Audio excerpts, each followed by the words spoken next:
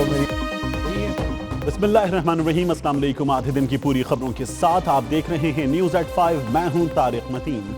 Link में होने वाली छठी मरदमशुमारी कराने में मुश्किलात का सामना है। महकमा शुमारियात की जानिब से खत लिखा गया है। पंजाब और सिंध की हुकूमतों को लिखे गए खत में कहा है कि ताउन नहीं किया जा रहा, जिससे मरदमशुमारी मुतासिर होने का खदशा है। मुल्क भर में छठी मरदमशुमारी 15 मार्च से शुरू होगी, जिसके लिए महकमा शुमारियात और पाक फौज की जानिब से भी तैयारियां की जा रही हैं। ज़राए के मुताबिक मरदमशुमारी के लिए 1,80,000 ब्लॉक्स बनाए गए हैं और हर ब्लॉक 250 घरानों पर मुश्तमिल है, जिसके लिए एक टीम मुख्तस होगी। आपको ये भी बताएं कि खत में यह भी कहा गया है कि फौज की जिम्मेदारी सिक्योरिटी और मरदमशुमारी के अमल को शफाफ बनाना है। खत कहता है कि पुलिस और अमला फराहम करने की जिम्मेदारी जिलाई और डिविजनल इंतजामिया की है। इस हवाले से उन्हें हिदायत जारी की जाएं ताकि मरदमशुमारी का यह अमल 2 महीने में मुकम्मल हो सके। इस बारे में जानेंगे, मुझे ज्वाइन किया है हमारे नुमाइंदे फ़हीम अमीन ने। फ़हीम, ये खत ये कहता है कि इंतजामिया ताउन नहीं कर रही, हिदायत की जाएं। क्या जिम्मेदारी है इंतजामिया की डिवीजन और जिले की सतह पर, ये बताइए। तारिक, ये जितनी भी मरदमशुमारी है इसमें सबसे अहम किरदार जो है वो ज़िले इंतज़ामिया का ही है। अगर इस पूरे प्रोसेस को देखा जाए तो मरदमशुमारी की जानिब से तो महकमा जो शुमारियात है उसकी जानिब से जो पैरामीटर्स तय किए गए हैं उसमें सबसे जो कलीदी किरदार है वो असिस्टेंट कमिश्नर होगा जिसको सेंसस डिस्ट्रिक्ट ऑफिसर का नाम दिया गया है। उसका काम है कि स्टाफ को अरेंज करना और उसी का काम है कि मुतलका महकमों से कोऑर्डिनेट करना। अगर हम इस खत की बात करें तो इसमें यह कहा गया है कि पाक फौज की जानिब से तैयारियों का सिलसिला शुरू कर दिया गया है। जिन जवानों को इस तमाम प्रोसेस के लिए इस्तेमाल करना है उनकी ट्रेनिंग का सिलसिला भी शुरू कर दिया गया है।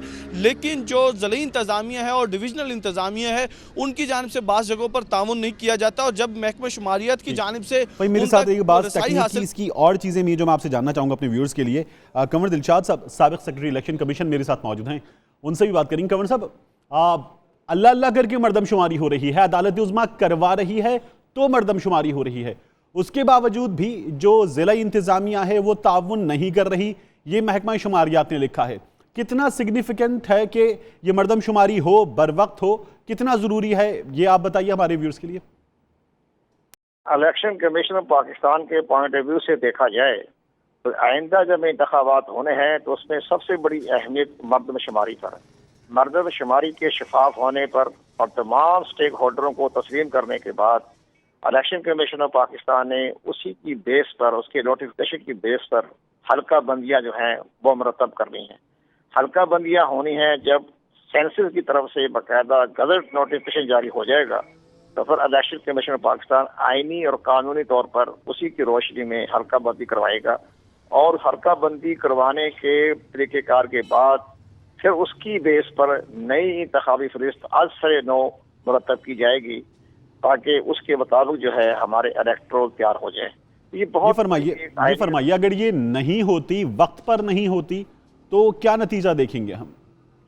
तो जैसे हमारे यहाँ हमेशा आइन की खिलाफ वर्जियाँ तो हमेशा होती रहती है ना, तो उसमें ना कोई रास्ता ये वे आउट निकालेंगे। फिर ये कहेंगे कि जनाब तो ठीक है, पर अब 2002 की बुनियादों पर जो हल्का बंदी हुई थी उसी को आगे अपडेट कर देते हैं और वो नादरा का डाटा को इस्तेमाल करेंगे, जबकि नादरा के पास तकरीबन 7 करोड़ जो हैं वो उन्होंने अभी तक आइडेंटिटी कार्ड जारी नहीं किए गए और उनके बाकायदा शामिल ही नहीं किए गए हमारी आबादियों को। यह भी बहुत बड़ा कंट्रोवर्शियल मसला पैदा हो रहा है। ये भी महकमा शुमारियात का ही मौक़िफ़ है कि नादरा के पास 7 करोड़ का आवाम का डाटा मौजूद नहीं है। तो ये भी एक बड़ा कंट्रोवर्शियल है। जैसे आपने बताया कि हमारे डिप्टी कमिश्नर और कमिश्नर ही जो हैं उनकी निगरानी में अगर ये सेंसस हो रहा है तो ये इंतहाई मशकूक होगी, काबिल एतराज़ होगी, ये मुतनाज़ा होगी, क्योंकि हमारे जो जो फौज के अहलकार साथ होंगे वो ना सिर्फ सिक्योरिटी का कोई रोल नहीं है, ये तो हमारा चश्मपोशी कर रहे हैं। ये दरअसल बात यह है कि अब फौज का किरदार सिर्फ ये है कि लॉ एंड ऑर्डर की सूरत हाल है। 1998 में जब हुई थी तो वह आर्मी ने अपनी निगरानी में आर्मी के अहलकारों ने फारग तस्लीम किए थे। उस वक्त ये सूबाई या जो महकमे की या ज़िला इंतजामिया की पब्लिक नहीं थी, उस पब्लिक के साथ एक आर्मी का एहलकार होता था और वो फार्म तस्लीम करता था और उसकी निगरानी में फार्म जो है वो जमा होते थे। अब वो तरीकाकार नहीं है, ये पीछे आर्मी खड़ी होगी सिर्फ लॉ एंड ऑर्डर को देखते हुए उन्हें कोई जो है कोई दहशतगर्दी ना हो जाए या कोई तकरीबकारी ना हो जाए या कोई टारगेट ना हो जाए। कंवर साहब, मुझे मौका दीजिएगा, मैं फ़हीम अमीन जो इसको कवर कर रहे हैं उनसे भी इस बारे में जानना चाहूँगा। फ़हीम, जो फौजी एहलकार साथ मौजूद होंगे उनकी जिम्मेदारी, उनका मैंडेट क्या होगा? जी, जो अगर ख़त की बात करें जो महकमा शुमारियात की जानिब से है, उनकी जानिब से नुमाया तौर पर लिखा हुआ है कि जो पाक फ़ौज के जवान होंगे उनकी ज़िम्मेदारी ये ज़रूर होगी इस मरदमशुमारी में कि वो मरदमशुमारी का जो अमल है उसको ट्रांसपेरेंट बनाएं और उसमें जो उसकी भी निगरानी करें। जबकि उसके साथ साथ जो इस ख़त में डिमांड की गई है ज़िली और डिविजनल इंतज़ामिया से कि वो फौरी तौर पर इसके साथ जो सिक्योरिटी के लिए सिविल अहलकारों को भी तैनात किया जाए, यानी कि पुलिस को भी वहाँ पर सिक्योरिटी के इंतजामात के लिए मुंतखब किया गया है और उनकी खिदमात भी हासिल की जा रही हैं। अगर हम इस पूरे मामले की बात करें तो जो स्टाफ की फ्राहमी वो ज़िली इंतज़ामिया और डिविजनल इंतज़ामिया की जिम्मेदारी है, जिसकी ट्रेनिंग का अमल जो है वो आज से शुरू हो जाना था। इतलात ये हैं कि बाज़ जगहों पर तो ये ट्रेनिंग का सिलसिला जो है शुरू हो चुका है मास्टर ट्रेनर्स की, और बाज़ जगहों पर अभी ये तख़ीर का इम्कान है, क्योंकि ये 4 फरवरी से लेकर 4 मार्च तक जितनी भी ट्रेनिंग्स हैं उसको मुकम्मल करने का कहा गया है महकमा शुमारियात की जानिब से, ताकि 6 मार्च से जितना भी अमला है वो मुतलका इलाकों में पहुंचकर अपना काम शुरू कर सके। लेकिन जो इस तरह की सूरत-ए-हाल अभी तक फरमाइए, जब आप ये कहते हैं कि शफाफियत पर सवाल उठेगा, इस सिलसिले में इसको गैर शफाफ बनाने के इस मामले में बददियानती के मकासद क्या हो सकते हैं अगर कोई करेगा तो? नहीं, ये तो बहुत, ये तो उनके लिए इंतखाबी जंग है ना, आइंदा इंतखाबी जंग भी है, मालियाती कमीशन बनना है। इसके बाद पूरे अगर किसी हलके में या किसी कॉन्स्टिट्यूंसीज में अगर आबादी कम होगी है तो दूसरी जगह से उसकी सीट जो है उसकी ट्रांसफर हो जाएगी। बहुत सी खबरें ये आ रही है, पता मालूम भी है कि लाहौर की सीटें बढ़ जाएगी जब कसूर की कम हो जाएगी। ये तमाम सूरत हाल सामने है। एक और बड़ी अहम बात जैसे हमारे दोस्त बता रहे हैं उसमें ये होगा कि ये जो आपका महकमा शुमारियात जो कह रहा है ना बात, महकमा शुमारियात को तामन नहीं मिल रहा, और अभी तक आप ट्रेनिंग की बात कर रहे हैं। ट्रेनिंग आप 6 फरवरी से लेकर 6 मार्च, ये तो उनके स्कूलों के इम्तहानात शुरू हो जाएंगे। उस वक्त हमारा टीचर जो तकरीबन 3.5 या 4 लाख हैं वो तो बच्चों के इम्तहान में चले जाएंगे। ये इम्तहान खत्म हो गए जाके 31 मार्च तक। 31 मार्च तक हमारा सारा स्टाफ जो है टीचर का वो तो बाकायदा स्कूलों में इम्तहानात में मसरूफ होगा। ये तो हमारे उस वक्त जो इन्होंने अटॉर्नी जनरल ने जो सुप्रीम कोर्ट ऑफ पाकिस्तान को ये तमाम सूरत से आगाही नहीं किया कि जनाब हमें आप टाइम बढ़ा दें, 15 मार्च नामुमकिन है। 15 मार्च से हमारा टीचर हजरात जो है वो कैसे अपनी सर्विसेज दे सकेगा जबकि बच्चों के इम्तहानात में मसरूफ होगा वो। कमर दिलशाद साहब आपका बहुत शुक्रिया, फ़हीम अमीन आपका। आगे बढ़ेंगे और बात करेंगे नैब की उस तहकीकात की जो कराची में 60 अरब की जमीन के घपले के बारे में है। मुबैना घपले में पीपल्स पार्टी की अहम तरीन शख्सियत का नाम आ रहा है। अहम तरीन शख्सियत के फ्रंटमैन को जमीन अलॉट कर दी गई है। नैब रिपोर्ट के मुताबिक 60 अरब रुपए की जमीन पीपल्स पार्टी की अहम शख्सियत के फ्रंटमैन को दी गई, जिसके लिए पहले जाली खाते बनाए गए और फिर उनमें भी जालसाजी के तमाम हथकंडे इस्तेमाल किए गए। नैब की तहकीकात के मुताबिक सरकारी जमीनों की सबसे बड़ी लूटमार में member land utilization Aftab Memon ने मरकजी किरदार अदा किया है और अहम शख्सियात के कहने पर सबसे पहले जाली खातों के जरिए कोरंगी इब्राहिम हैदरी में 100 एकड़ जमीन फ्रंटमैन आदम जोखियो की कंपनी को अलॉट की गई है। बाद में इस सस्ती जमीन को सुपर हाईवे पर DHS सिटी मंसूबे के करीब कीमती तरीन जमीन से गैर कानूनी तौर पर तब्दील कर दिया गया है। जालसाजी के जरिए 100 एकड़ जमीन को 1400 एकड़ में तब्दील कर दिया गया है। इस बारे में मजीद जानेंगे, मुझे ज्वाइन करने नुमाइंदे राशिद सिद्दीक ने। राशिद, बहुत बड़ा घपला है, गालिबन ये सबसे बड़े घपलों में से एक घपला है। 60 अरब की जमीन का मामला है। ये जो आदम जोखियो हैं फ्रंटमैन, इनका मौकिफ क्या आ रहा है? जी देखिए, आदम जोखियो जो इस वक्त मुख्तलिफ कंपनियों को जो चलाते हैं उनके नाम पर ये ज़मीनें अलॉट की गई और ये गुज़िश्ता दौर में अलॉट की गई जब जो पाकिस्तान पीपल्स पार्टी की अहम शख्सियत है उनके करीबी अजीज़ माने जाते हैं, वो वज़ीर बल्दियात थे और जो कराची की ज़मीन है उनके तमाम तर मामला जो है वो कहा जाता था कि उस दौर में वही देखा करते थे और आदम जोखियो को भी सामने लेकर आने वाले भी यही पाकिस्तान पीपल्स पार्टी की शख्सियत है जो कि इस वक्त बैरून मुल्क हैं। तो मुझे मौका दीजिएगा, ख्वाजा इजहारुल हसन साहब कायदे हिज़्ब इख्तिलाफ सिंध असेंबली में मेरे साथ मौजूद हैं। ख्वाजा साहब, बहुत शुक्रिया आपके वक्त का। 60 अरब की जमीन की करप्शन का ये मामला है और नैब इसकी तहकीकात कर रहा है। आदम जोखियो साहब का नाम इसमें आ रहा है। फरमाइए, आपने सिंध असेंबली के फ्लोर पर अब इस मामले को कैसे टेकअप करेंगे? मैं सबसे पहले 92 चैनल का और आपके रिपोर्टर राशिद इकरार जो हमेशा हुकूमत की मुख्तलिफ करप्शन के हवाले से पाकिस्तान के अवाम को आगाही देते हैं, उनका शुक्रगुजार हूँ। माजी में भी आपने KDA की जानिब से जो चाइना कटिंग थी उसको बेनकाब किया, फिर इसके अलावा आपने मजीद जो लैंड माफिया थे उसके नाम लाए, और आज आप जो इतना बड़ा स्कैम लेकर आए हैं, तो हम समझते हैं कि ये पाकिस्तान के इदारे, बिलखुसूस नैब और दीगर तहकीकाती इदारे, वो इस बात का आपकी रिपोर्ट के बाद यकीनन जायजा लेंगे कि ये सिर्फ लैंड ग्रैबिंग नहीं है, ये तो पाकिस्तान को लूटा जा रहा है। कराची के अंदर जमीनों पे कब्जे में वो बासर शख्सियात और उनके हवारी, वो मंजर-ए-आम पे अगर कोई चैनल लेकर आ रहा है तो वो 92 लेकर आ रहा है। शुक्रिया हम समझते हैं कि अब इदारों का और तहकीकाती इदारों का ये काम है कि वो जो पाकिस्तान को लूटने की जो साजिश हो रही है, जो अरबों रुपए में है, ये कोई 40 गज 80 गज का आप मामला नहीं बता रहे, आप तो 100 एकड़ और 200 एकड़ की बात बता रहे हैं। और 100 एकड़ को 1400 एकड़ में बदल दिया गया है। अब जिन लोगों के हम नाम बता रहे हैं, ये पूरी दुनिया जानती है कि ये हुकूमती शख्सियात, जो बासर शख्सियात हैं, वो कौन हैं, और ये लोग उनके दामे दरमे सुख में दिन रात साथ रहते हैं। तो हम समझते हैं कि इस इशू को कल floor of the house point of order पर 92 न्यूज की इस रिपोर्ट को बुनियाद बनाकर हम अपने शहर की हिफाजत के लिए, पाकिस्तान की हिफाजत के लिए जरूर इसको बुलंद करेंगे। और उम्मीद करते हैं कि आपकी इस रिपोर्ट के देखने के बाद सिर्फ रिपोर्ट तक तहलका नहीं बचेगा, बल्कि तहकीकाती इदारे इन तमाम हलकों में तहलका मचाएंगे और इन तमाम जालिमों को जो पाकिस्तान को लूट रहे हैं, इन्हें कैफर किरदार तक पहुंचाएंगे। भाई साहब, इसी शहर में जब मामला होता है, ये नैब हो या दीगर इदारे हों, ये रेंजर्स के साथ मिलकर और रेंजर्स इनके साथ मिलकर काम कर रही है, इन्हीं के इख्तियारात का मामला होता है, और जिन शख्सियात की हम बात कर रहे हैं, इन्हीं की जानिब से उन इख्तियारात में दीगर काम करने के उनके तरीक़ों में रोड़े अटकाए जाते हैं। और ये हर बार होता है, गुज़श्ता दिनों भी ये हुआ है। इस सिलसिले में भी पाकिस्तान तहरीक इंसाफ की जानिब से, आपके साथ फ्लोर पर मौजूद हैं वो, उनकी जानिब से कहा गया था कि ये मामला लटकाया ना जाए, इसे once and for all decide कर दिया जाए, 1 साल के लिए इख्तियारात दे दिए जाएं। वहां पर भी रोड़े अटकाए जाते हैं, काम नहीं करने दिया जाता। बिल्कुल आप दुरुस्त कह रहे हैं।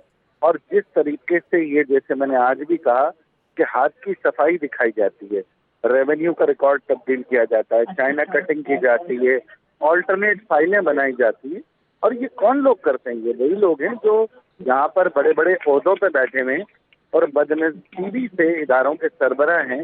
तो वो कराची दुश्मनी नहीं कर रहे, वो कराची की जमीनें नहीं बेच रहे, बल्कि पाकिस्तान को बेच रहे हैं, क्योंकि पाकिस्तान का 80% रेवेन्यू कराची शहर देता है।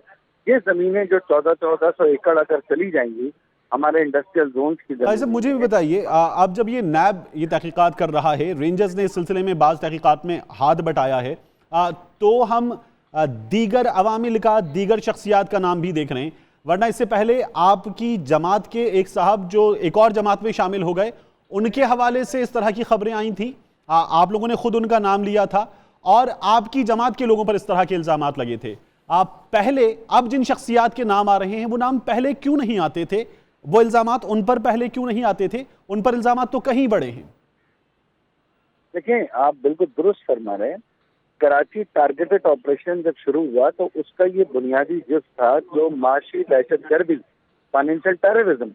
अगर फाइनेंशियल टेररिज्म को आप पकड़ लेंगे तो फिर कत्ले आम भी रुक जाएगा, एहसास महरूमी भी रुक जाएगा, और जो शहर के अंदर एक जालिमाना निज़ाम है उसको भी आप रोकने में, उस तफरीक को रोकने में भी मदद कर सकते हैं। जहाँ रेंजर्स का किरदार है, मैं तो ये कहूँगा यहाँ तक कि इसके लिए सिर्फ लैंड ग्रैबिंग के लिए एक स्पेशल फोर्स बनाई जाए जो फेडरल गवर्नमेंट और प्रोविंशियल गवर्नमेंट की कोऑर्डिनेशन से हो, और उस फोर्स का काम ही सिर्फ ये हो कि जब तक सूबे सिंध से लैंड ग्रैबिंग, जमीनों पे कब्जों का एक एक इंच रिकवर नहीं होता और इस पूरे माफिया को जड़ से नहीं उखाड़ा जाता, वो स्पेशल टास्क फोर्स काम करती रहे और सिर्फ यही काम करे और कोई काम ना करे, क्योंकि रेंजर्स दीगर तमाम चीज़ों में भी मसरूफ है। तो मेरी ये रिक्वेस्ट होगी आपके तवज्जुह से कि चौधरी निसार इसका नोटिस लें, मुराद अली शहजाद इसका नोटिस लें और कंसेंसस से एक टास्क फोर्स बनाएं। तो आप जब फ्लोर ऑफ द हाउस पे मोशन मूव करने का इरादा रखते हैं, उस मोशन में आप इस फोर्स के क़याम के लिए भी मुतालबा करेंगे? जी बिल्कुल, जो बात मैं 92 पे कह रहा हूँ, लफ्ज बलफ्ज मैं उसका मुतालबा फ्लोर पे भी करूँगा। और एक बात मैं ये भी कहना चाहता हूँ कि आज से पहले भी 92 चैनल ने कम से कम 92 स्टोरीज करप्शन की दे दी हैं। मैं ये भी चाहूँगा कि इतनी मेहनत से स्टोरीज आती हैं, वो पिछली जो स्टोरीज है 92, बराए मेहरबानी उन पे भी इदारे काम करें। ठीक, ख्वाजा जलालुद्दीन साहब बहुत शुक्रिया आपका, आपने हमें वक्त दिया। राशिद, आपको क्रेडिट ड्यू है वो दिया ख्वाजा साहब ने। बताइए, ये तो अहम तरीन शख्सियात से जुड़े अहम तरीन सरकारी अफराद के नाम हैं।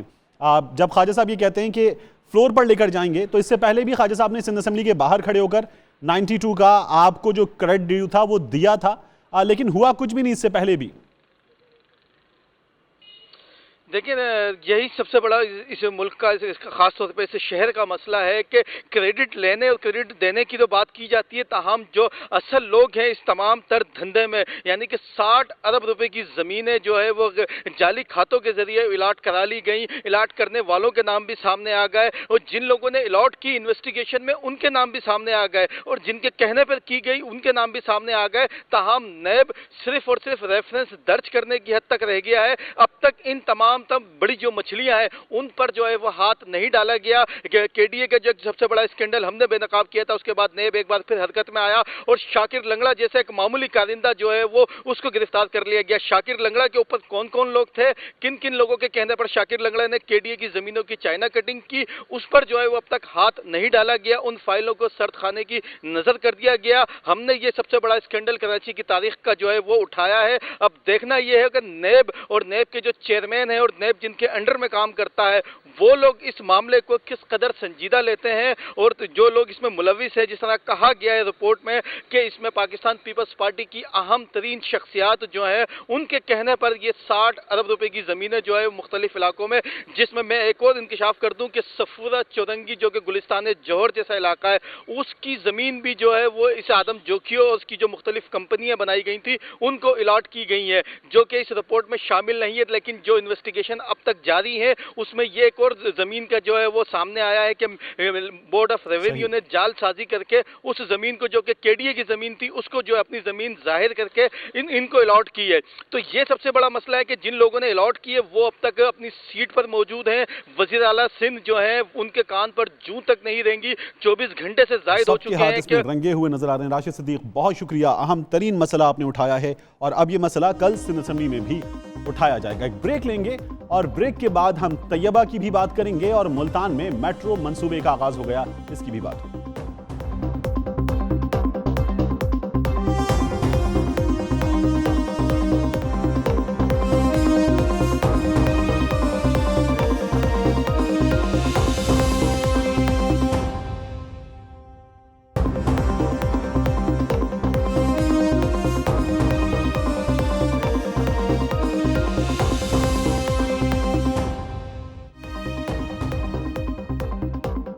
Welcome back. वजीर आजम पाकिस्तान ने आज मुल्तान मेट्रो बस का इफ्तिताह कर दिया है। 18 किलोमीटर से जायद ये ट्रैक 28 अरब से जायद की लागत से तैयार हुआ है। 20 माह में ये मंसूबा मुकम्मल हुआ है। पहले लाहौर, फिर रावलपिंडी, इस्लामाबाद और अब मुल्तान तीसरा शहर है जिसमें मेट्रो बस का आगाज हुआ है। मंसूबे के दौरान कई अफसोसनाक वाकयात भी पेश आए, जिनमें एक इंजीनियर समेत 7 मजदूर जान से गए। मंसूबे की तकमील के लिए 265 कनाल अराजी लैंड डिपार्टमेंट की जानिब से खरीदी गई।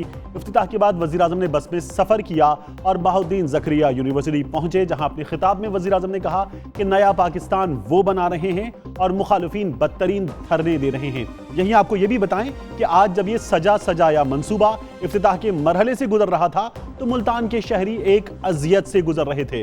वजीर आजम, वजीर आला पंजाब, वफाकी वज़रा, गवर्नर पंजाब के प्रोटोकॉल में मुल्तान को मुल्तान वालों पर बंद कर दिया गया था। शहरी सड़कों पर महसूर रहे, शदीद ट्रैफिक जैम रहा और इस जैम में एम्बुलेंसेज भी फंस कर रह गई। सबसे पहले बात करेंगे इस बारे में, मौजूद हैं फजील साहू साहब मुल्तान से, हमारे ब्यूरो चीफ। फजील साहब बताइए, ये मंसूबा अब जिसका इफ्तिताह हो गया, क्या क्या बताया गया, कितना सहूलत देगा अहलियान मुल्तान को? जी, जिस तरह यहाँ पे वज़ीर आज़म पाकिस्तान मोहम्मद नवाज शरीफ को ब्रीफिंग दी गई, उसमें यही बताया गया कि 95,000 लोग मुल्तान के शहरी, जिनमें तालबात तुलबा के साथ साथ मरीज़ है और उसके साथ दफ्तरी औकात में लोग जाने वाले होंगे और जो लेबरर हैं वो भी यहाँ पे जाएंगे, इससे मुस्तफ़ीद हो सकेंगे। और 160 सीटों पर मुश्तमिल एक बस जो कि हर 5 मिनट बाद इस एक स्टेशन से गुजरेगी। किस टोटल स्टेशन मेरे साथ रहेगा जो आज मुल्तान के शहरियों पर बीती है उसकी बात करेंगे। और जानेंगे कि क्यों ये हुआ कि 2 घंटे के लिए मुल्तान के शहरी सड़कों पर महसूर रहे, फंसे रहे। लेकिन साबिर सदुज़ई साहब मेरे साथ मौजूद हैं, project director metro Multan. Sabir साहब, बहुत शुक्रिया आपके वक्त का। आप फरमाइए, ये मंसूबा कुछ ताखीर का शिकार हुआ है? नहीं, अपना बात यह है कि हमारा जो मेन एम और मकसद है वो ये था कि क्वालिटी एश्योरेंस, कि हम, वो एक मशहूर स्कॉलर ने कहा था कि अगर कोई बिल्डिंग जो है वो उसका डिले होना इतना अहम नहीं है, लेकिन उसकी जिंदगी जो है वो लंबी होना जरूरी है। बात यह है कि हमने अपने इस प्रोजेक्ट में जो है क्वालिटी एश्योरेंस और क्वालिटी कंट्रोल पे किसी किस्म का कंप्रोमाइज नहीं किया। नतीजतन ये है कि हमारे प्रोजेक्ट थोड़ा सा 2-3 महीने का डिले आया है, लेकिन आप इसका क्वांटम ऑफ वर्क देखें तो आप हैरान होंगे कि टोटल हमारा जो 18.5 किलोमीटर उसकी लेंथ थी, जिसमें 12.5 किलोमीटर जो है वो ब्रिज है, जबकि लाहौर और पिंडी में जो ब्रिज की लंबाई है वो 8.5 किलोमीटर है। यानी हमारा ब्रिज पूरे प्रोजेक्ट का 66% है। साबिर साहब, ये फरमाइए, कितने अरसे तक ये मंसूबा जो है वो सब्सिडी पर रहेगा? देखिए जी, जितनी भी दुनिया में सर्विस इंडस्ट्रीज होती हैं वो लोगों को बेनिफिट देती है, ना कि बेनिफिट कमाती है। ये एक मुसलमान असूल है। जिस तरह लाहौर और पिंडी में उन्होंने 20 रुपए टिकट लगाई हुई है और उस बेसिस के ऊपर इनको गवर्नमेंट उनको सब्सिडी देती है, और सिमिलरली यहाँ भी सब्सिडी डेफिनेटली लोगों के लिए गवर्नमेंट करेगी। वो तो दुरुस्त कह रहे हैं आपके, करेगी। क्या इस बात का कोई तखमीना लगाया गया कि कितने अरसे तक सब्सिडी दी जाती रहेगी? जी, आपका बड़ा अच्छा क्वेश्चन है। बात यह है कि ये सब्सिडी डिपेंड करती है नंबर ऑफ राइडरशिप के ऊपर, जो मुसाफिर रोज सफर करेंगे। अगर नंबर ज्यादा होंगे, जो बसेस अगर कच्चा भरी रही तो सब्सिडी कम हो जाएगी, अगर राइडरशिप कम हुई तो सब्सिडी बढ़ जाएगी। साबिर साहब, ये बहुत आसान बात है। ये तो जाहिर है कि अगर अच्छा खेलेंगे तो जीतेंगे, बुरा खेलेंगे तो हारेंगे, राइडर्स ज्यादा होंगे तो सब्सिडी कम हो जाएगी। मैं तो आपसे सवाल ये कर रहा था, क्या कोई तखमीना लगाया गया है कि कितने अरसे तक सब्सिडी दी जाती रहेगी? क्या मंसूबा बंदी करते वक्त ऐसा कोई तखमीना लगाया गया था? नहीं। इसकी जो सब्सिडी है वो मैंने पहले आपको बताया है कि जितनी भी सर्विस इंडस्ट्री होती है उसको गवर्नमेंट हर जगह, दुनिया में हर जगह सब्सिडी मिलती है, और यहाँ भी मुझे यकीन है कि जब तक ये प्रोजेक्ट चलेंगे गवर्नमेंट को सब्सिडी देनी पड़ेगी। हाँ, एक और रास्ता है जो अदारे उसमें थोड़ा सा इंटरवेंशन करते हैं, वो ये करते हैं कि मसलन डिफरेंट कंपनियों को इश्तिहारात लगाने की मद में कुछ उनको रेवेन्यू जनरेट करती है, जिससे गवर्नमेंट के बोझ कम होगा। मेरा ख्याल है कि अल्टीमेटली इन्हें प्लान करना पड़ेगा कि डिफरेंट जो कमर्शियल एरियाज हैं वहाँ कमर्शियल एक्टिविटीज करके सब्सिडी को रिड्यूस कर सकते हैं, और करेंगे भी सही, मेरा ख्याल। ठीक, साबिर साहब, बहुत शुक्रिया आपका, आपने अपना ख्याल भी दिया। फजील साहब, मुझे ये बताइए, अब जबकि इस सिलसिले में कोई प्लानिंग नहीं है, ये तो हमें पता चल गया, जो आज हुआ था अहलियाने मुल्तान के साथ, वो क्यों हुआ? क्यों 2-2.5 घंटे शहरी ख्वार होते रहे, एम्बुलेंसेस फंसी रहीं? इस बात का जवाब हुक्काम क्या देते हैं? तारिक, मैं बता दूं कि सिर्फ 2-2.5 घंटे नहीं, जबकि मैं बता सुबह से 9 बजे से जो मेन एजुकेशन एरिया है बुस्सन रोड, उसे ब्लॉक कर दिया गया था। उसके साथ साथ जहां पे वजीर आजम साहब ने नहीं जाना था, वो खानेवार रोड था, मेरी बैक साइड पे है, वो भी बंद कर दिया गया था। और यहाँ पे जो तालीमी इदारे थे वो आज छुट्टी उन्होंने कर दी थी, और अगर वो नहीं करना चाहते थे उन्हें ज़बरदस्ती छुट्टी कराई गई थी। उसके साथ साथ यहाँ इस कमर्शियल एरिया भी था, यहाँ पे शॉप थी, बेकरी थी, सब कुछ वो ज़बरदस्ती सुबह से ही बंद करा दिया गया था, सिर्फ इसी वजह से कि आया वजीर आजम साहब ने यहाँ पे आना है। तो शहरियों की मुश्किलात, एम्बुलेंस के हवाले से अगर बात करें तो 4 शहरी जो दिल के अर्जा में मुब्तला थे, उसके साथ कुछ गुर्दों में थे, और वो उनकी एम्बुलेंस फंसी रही, उन्हें तिब्बी इमदाद के हवाले से कई घंटे वेट करना गया, लेकिन मरीजों को भी कई घंटे इस मुश्किल से, इस अज़ियत से गुजरना पड़ा। बहुत शुक्रिया फजील साहब आपका, और आपने ये तमाम सूरत हाल जो आज मदीनतुल औलिया में भी थी वो हमें बताई। तैयबा की बात करें, तैयबा तशद्दुद केस की बात करें, पुलिस ने चालान अदालत में जमा करा दिया है। पुलिस का चालान साबित करता है कि जज राजा खुर्रम की अहलिया माहीन जफर तैयबा पर होने वाले तशद्दुद की जिम्मेदार हैं। तैयबा के पड़ोसियों के हवाले से पुलिस ने बताया है कि तैयबा को बहुत बुरे सलूक का सामना था। पड़ोसी ये भी कहते हैं कि तैयबा को झाड़ू गुम होने पर तशद्दुद का निशाना बनाया गया। तैयबा को पड़ोसियों के मुताबिक इंतहाई बुरे हाल में अक्सर देखा गया। पड़ोसी पुलिस को यह भी बताते हैं कि तैयबा को भूखा रखा जाता था और सख्त सर्दी में उसे रजाई तक नहीं दी जाती थी। चालान यह भी कहता है कि जज राजा खुर्रम ने तैयबा पर तशद्दुद हो जाने के बाद 18 घंटे तक बच्चे के इलाज की जहमत नहीं की। राजा खुर्रम के हवाले से चालान में कहा गया है कि उन्होंने हकायक भी छुपाए हैं। इस बारे में मजीद जानेंगे तो अमजद मेरी नुमाइंदी मेरे साथ मौजूद है। अमजद, क्या कहती है पुलिस इस चालान को जमा कराते हुए? माहीन जफर साहिबा का जुर्म साबित करता है पुलिस का ये चालान? जी बिल्कुल तारिक मतीन साहब, जो सुप्रीम कोर्ट के 3 चीफ जस्टिस की सरबराही में सुप्रीम कोर्ट के 3 रुकनी बेंच ने इस मासूम तैयबा पर तशद्दुद का खुद नोटिस लेकर इस्लामाबाद पुलिस को कहा था कि वो अपनी रिपोर्ट पेश करें। आज DIG ऑपरेशन जो इस्लामाबाद पुलिस के हैं उनकी जानिब से आज सुप्रीम कोर्ट में रिपोर्ट पेश की गई है, जिसमें वाज़े तौर पर जो एडिशनल सेशन जज राजा खुर्रम अली ख़ान हैं उनकी अहलिया माहीन जफ़र को इस तमाम तर तशद्दुद का ज़िम्मेदार करार दिया गया है। और पुलिस ने अपनी रिपोर्ट में यह भी बताया है कि माहीन जफ़र के ख़िलाफ़ जो चालान मुकम्मल करके ट्रायल कोर्ट में उसको उस चालान को भी पेश भी कर दिया गया है। इस पुलिस रिपोर्ट के मुताबिक जो इसके एडिशनल सेशन जज राजा खुर्रम अली ख़ान के 4 जो पड़ोसी हैं 161 के तहत इन पड़ोसियों के बयानात दिए गए हैं, जिनमें इन पड़ोसियों ने भी तस्दीक की है कि उनकी जो एडिशनल सेशन जज के घर जो मासूम जो घरेलू मुलाजमा तैयबा थी इस पर अक्सर तशद्दुद किया जाता था, इसको भूखा रखा जाता था, बल्कि बाज़ औक़ात तो इंतहाई सख्त सर्दी में इसको पहनने के लिए कपड़े भी नहीं दिए जाते थे। पड़ोसी ने इस बात की तस्दीक की है कि तैयबा को तशद्दुद का निशाना बनाया गया है और एडिशनल सेशन जज और ये दोनों मुल्जिम जो हैं ये अभी जमानत पर हैं।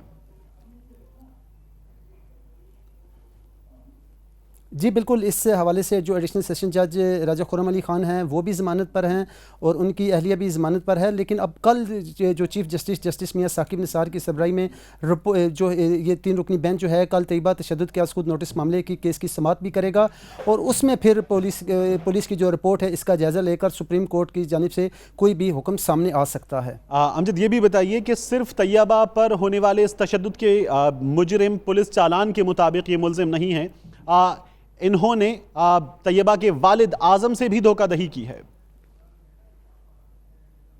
जी बिल्कुल, उस सिलसिले में एक यहाँ इस्लामाबाद के एक लायर हैं, वकील हैं, उनका नाम भी सामने आया दौरान समाअत और उनके हवाले से भी ये था कि उन्होंने मिल के और मिल मिला के एक जो राज़ीनामा था एक इस हवाले से उन्होंने अपना किरदार अदा किया था। लेकिन सुप्रीम कोर्ट ने वो जो एक इस हवाले से जो इनमें एक राज़ीनामा कराया गया, एक सालसी का कराएगी, सुप्रीम कोर्ट ने उस मामले का भी नोटिस लिया है। और दूसरा इस हवाले से मतीन साहब एक बात ये भी है कि पुलिस की जानिब से जो रिपोर्ट पेश की गई है उसमें DNA टेस्ट का मामला था, क्योंकि इस बच्ची के तैयबा के कहीं वालिदैन थे वो मंजर आम पर आए थे और इन्होंने दावा किया था कि तैयबा उनकी बच्ची है। इस हवाले से अब सुप्रीम कोर्ट ने DNA का हुक्म दिया था, DNA टेस्ट हुआ और 19 जनवरी को पुलिस ने DNA की रिपोर्ट हासिल की है और पुलिस की इस रिपोर्ट के मुताबिक जो मोहम्मद आजम और नुसरत बीबी जो हैं उनको ही बच्ची का वालिदैन जो है वो डिक्लेयर भी कर दिया गया है DNA रिपोर्ट के मुताबिक। ये मौजूदा chief justice mister justice Saqib Nisar साहब का पहला अज़-खुद नोटिस है। अमजद, बहुत शुक्रिया आपका। और ये अज़-खुद नोटिस जो है पूरे मुल्क की निगाहें इस पर मौजूद हैं। आपको फॉलो अप देंगे गुजरात ट्रेन हादसे का, पाकिस्तान में ट्रेन हादसात का, जिसने 6 अफराद की जान ली है। एक बार फिर क्रॉसिंग पर यह वाकया पेश आया था। इससे पहले लोधरा में ट्रेन हादसे के बाद वजीर रेलवे ने इजलास बुलाकर फैसले किए और ऐवान को बताया था कि GPRS ट्रैकिंग, लाइट सिग्नल, जहां फाटक वहां नहीं है वहां उनकी तनसीब, तामीर और मेडिकल टेस्ट वगैरह सब कुछ किया जाएगा। लोधरा हादसे के बाद जिम्मेदारी और जिम्मेदारों का तायुन किया गया और अब की बार भी इब्तिदाई रिपोर्ट वैसा ही तायुन दिखा रही है। मौजूदा हुकूमत के दौर की बात करें तो 3.5 बरसों में छोटे बड़े 300 से ज्यादा हादसात हुए हैं। 81 अफराद जान से गए हैं, 350 से ज्यादा जख्मी हुए हैं। साल 2013 में 46 हादसे हुए, 2014 में 72 हादसात हुए, 2015 में हादसात की तादाद 110 हो गई, 2016 में रेलवेज के 73 हादसात हुए, जबकि 2017 में दो बड़े हादसात अब तक पेश आ चुके हैं। सलीम शेख मेरे नुमाइंदे इस वक्त मेरे साथ मौजूद हैं। सलीम, शुक्रिया आपके वक्त का। मुझे ये बताइए सलीम शेख कि यहाँ जो आदादो शुमार मैंने बताए कुछ बरसों के, वो आप ही के मुरत्तब करदा हैं। हुक्काम क्या कहते हैं, सूरत हाल बेहतर क्यों नहीं हो रही और वफाकी वजीर रेलवे से मुसलसल अपोजिशन इस्तीफे का मुतालबा कर रही है, इस मुतालबे के जवाब में वो क्या कहते हैं? जी देखें, इस मुतालबे के जवाब में तो वजीर रेलवे ने कोई ऐसी बात नहीं की, क्योंकि वो तो वजीर हैं और वो अपनी वजारत छोड़ना नहीं चाहते और ना ही वो छोड़ेंगे। अगर कोई और मुल्क हो, हमारा हमसाया मुल्क ही अगर देख लें तो अगर इतने हादसा किसी एक वजीर के दौर में हो तो वहाँ का वजीर जो है वो खुद जो है अपनी वजारत छोड़ के चला जाता है, लेकिन क्योंकि यहाँ पाकिस्तान में ऐसी रवायत नहीं है, यहाँ तो मामला ही कुछ और है। लेकिन मैं आपको ये बताऊं कि ये जो हादसा है, हादसा में कोई एक इंसानी जान चली जाए और उसके बाद उसको पैसे दे के जो है उसको कंपनसेट कर दिया जाए, ये मामला बिल्कुल ही गलत है। ये हुकूमतों की नाकामी है। ख्वाजा साद रफीक साहब जो है वो इन हादसा में जो है बड़ी वजह जो है सूबाई हुकूमतों को करार देते हैं कि जी रेलवे जो क्रॉसिंग है उन पर फाटक लगाना जो है। मेरे साथ ही रहेगा परवीन आगा साहिबा भी। परवीन साहिबा, बहुत शुक्रिया आपके वक्त का। ये जो आदादो शुमार हैं, सिर्फ इस दौर में, इस हुकूमत के दौर में, इन 3.5 बरसों में 300 से ज्यादा हादसा हुए हैं, 81 अफराद जान से गए हैं। अपोजिशन मुसलसल मुतालबा कर रही है। सेक्रेटरी रेलवे साहिबा फरमाइए, वजीर रेलवे साहब ने लोधरा हादसे के बाद भी कहा था कि फौरी तौर पर इकदाम किए जाएंगे और अब फिर एक हादसा हो गया, अब तक हुआ क्या है?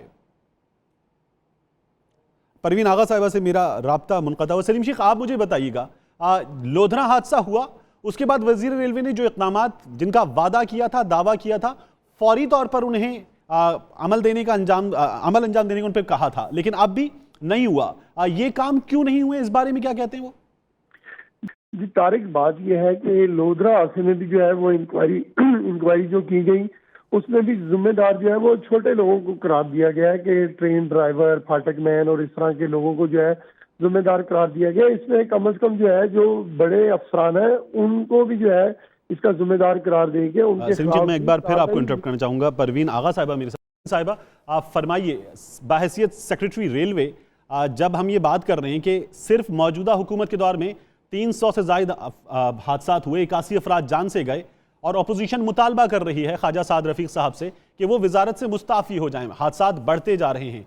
लोधरा हादसे के बाद उन्होंने कहा था, फ्लोर ऑफ द हाउस पे खड़े होकर कहा था कि फौरी तौर पर जरूरी इक़दाम किए जाएंगे। एक और हादसा हो गया है, क्या कहेंगी आप, वो फौरी तौर पर किए जाने वाले इक़दाम क्यों नहीं किए जाते? देखिए आप, अब जो रिसेंट हादसा हुआ है वो बेसिकली एक अनमैन्ड लेवल क्रॉसिंग पे हुआ है। मैं आपको कानूनी तौर पे ये बताना चाहती हूँ कि जो लेवल क्रॉसिंग्स हैं, इसकी जो अखराजात होते हैं इसके बनाने में और इसकी मेंटेनेंस का, वो सूबाई हुकूमतों की जिम्मेदारी है। हम 2013 से इस इशू को लेके बहुत बड़े एग्रेसिवली हर प्रोविंस के साथ हमने टेकअप किया हुआ है। हमने इसको बाइफरकेट किया है कि मोस्ट वनरेबल कौन से लेवल क्रॉसिंग्स हैं, जो अनमैन्ड हैं उनको मैन किया जाए। इसमें आप देखिए, ये एक रेलवे इतनी सदियों से एक निगलेक्ट का एक परवीन साहब, पता कलामी की माजरत, जब आप कहती हैं 2013 से बहुत एग्रेसिवली मामला टेकअप किया हुआ है आपने, तो 2013 से अब तक 3.5 बरसों में कितने लेवल क्रॉसिंग हैं कि जिन पर काम हो गया, सूबाई हुकूमतों से आपने उनको बनवा लिया? इस बारे में कुछ आदादो शुमार हैं? जी, इसमें ये कि पंजाब हुकूमत ने हमें एक फेज में, पहले फेज में 75 मिलियन दिया, जिससे हमने एक नंबर ऑफ 61 लेवल क्रॉसिंग्स बनाए। उसके बाद उनकी नेक्स्ट ट्रांच भी आ गई है। इसमें अब बड़े रिसेंटली सिंध हुकूमत ने भी हमें पैसे दिए हैं, हम उस पर भी काम करना शुरू हो गए हैं। मगर हमें KPK और बलूचिस्तान से इसके सिलसिले में कुछ नहीं मिला गया। अनमैन लेवल क्रॉसिंग की मैन करने के लिए अखराजात जो होते हैं, हम फिर से बड़े एग्रेसिवली वॉर फुटिंग पे टेकअप कर रहे हैं। ये एक ग्रेजुअल प्रोसेस है, लेकिन मैं आपको ये बताना चाहती हूँ कि देखिए, इसमें इन हादसात में बाहर के मुल्कों के साथ अब आप कंपेयर करते हैं, बाहर की कंट्रीज में कहीं पे भी अनफेंस्ड रेलवे ट्रैक नहीं जा रहा होता। इतनी पॉपुलेशन सेंटर से पाकिस्तान की जो मेन ML1 है, ये 90% of the population of the country के मेजर सिटी से जा रहा है। दरमियान में ट्रैक बिछा हुआ है, बहुत पुराना ट्रैक है, जिसके ये लेवल क्रॉसिंग्स कहीं पे लीगल अनलीगल तरह तरह की खुली हुई है, जिसको हमने हमारे इस, जब से मैंने टेक ओवर किया, मिनिस्टर साहब की एक स्टैंडिंग इंस्ट्रक्शन है, हमने कोई लेवल क्रॉसिंग नया इजाजत नहीं दिया कि नया फाटक खुले, और जितने पुराने हैं उनको बिल्कुल बाइफरकेट किया कि इसमें से मोस्ट वनरेबल कौन से हैं, ताकि ये एक गो में तो सारे के सारे लेवल क्रॉसिंग। परवीन साहब, बहुत शुक्रिया आपके वक्त का, लेकिन इंतहाई एग्रेसिवली और वॉर फुटिंग्स पे किया गया है तो 3.5 बरस बीत चुके हैं, 1.5 बरस रह गया है,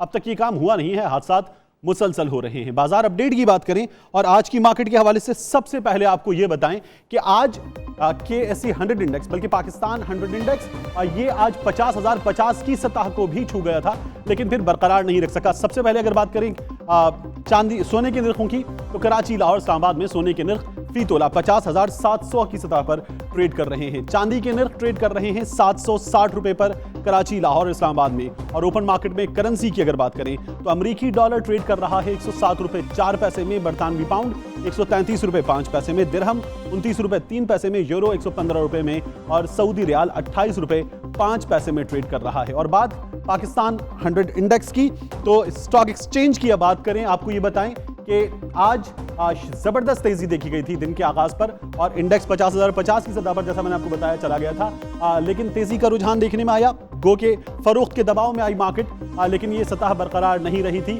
100 इंडेक्स 49,968 की सतह पर बंद हुआ है। आज के न्यूज़ एट 5 से इतना ही। कल फिर हाजिर होंगे आधे दिन की पूरी खबरों के साथ।